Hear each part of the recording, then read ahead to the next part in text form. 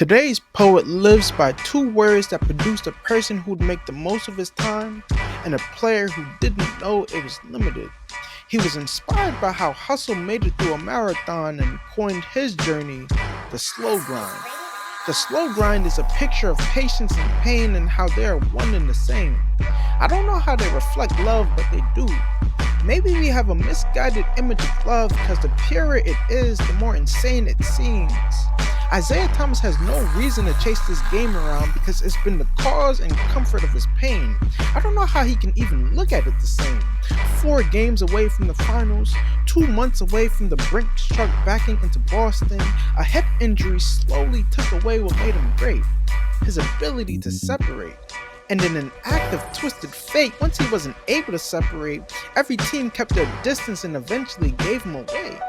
From someone who is 5th in MVP voting to their only source of success being 10 days, pro-ams, and G League games, how could this mustard seed in a league of giants suffer for its faith? I thought that was all it needed to grow into a giant itself. Instead, it never sprouted the way we thought it would.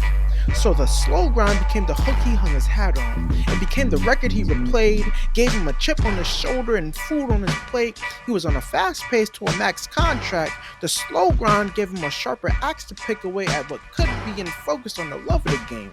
And I'm sure Isaiah Thomas initially needed the slow grind to keep his focus on the work instead of the results, trusting that the result would lead to the return of his rightful place in the NBA. But then it seems to me that it has shifted his perspective without him speaking on it. I think the slow grind has produced patience, and patience has produced a perspective that has put his pain in its proper place. The slow grind is not just his rally cry to make it back, it's what has kept him alive during his darkest nights. The results he intended for the slow grind to have are bigger than himself now.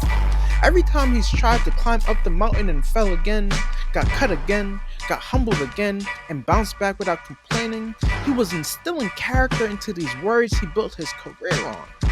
The slow grind is something that we either embrace or avoid. The slow grind is the reason why the mustard seed grows.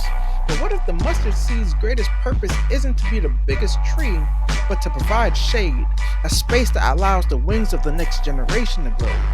What if the slow grind produces hope? So I share this story for the kid who thinks this is just a catchphrase. They need to know that pain is a prerequisite to the fulfillment of their potential. They need to know that a plan can be derailed by problems they never contributed to. They need to know that there are many who go through what Isaiah did for the game but have no one to speak to their pain. Which is why the slow grind resonates, because at some point, it teaches everyone that the joy comes from the growth, not the destination. Which is why today's poet's pain on the biggest stage wasn't wasted, but it made Isaiah Thomas an inspiration.